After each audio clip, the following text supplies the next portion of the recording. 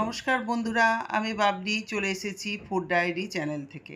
আজকে একটা ভিন্ন স্বাদের রেসিপি, আনারসের চাটনি।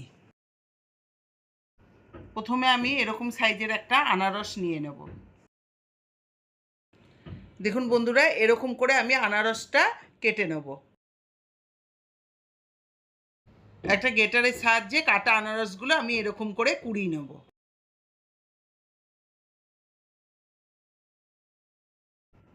দেখুন বন্ধুরা, আমার সব আনারসগুলো কুড়ানো হয়ে গেছে।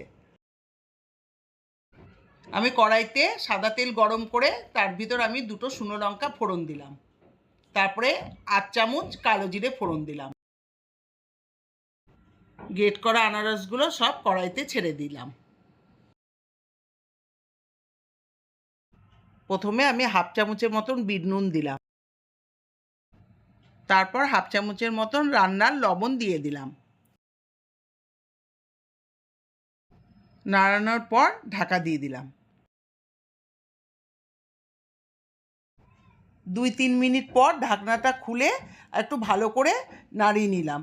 তারপরে কয়েকটা ভিজানো কাজু ওর ভিতর দিয়ে দিলাম।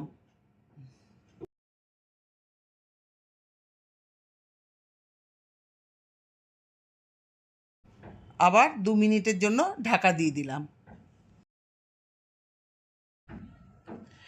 2 মিনিট পর ঢাকনাটা খুললাম। খোলার পরে এবার একটু নাড়িয়ে নেব। নাড়িয়ে নেওয়ার পরে এর ভিতরে আমি 1 বাটি চিনি দিয়ে দেব।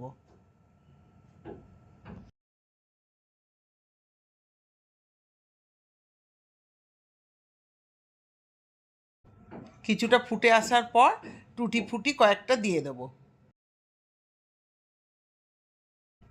এবার গ্যাসের আঁচটা বন্ধ করে কিছুক্ষণ পর একটু লেবুর রস দিয়ে দেব।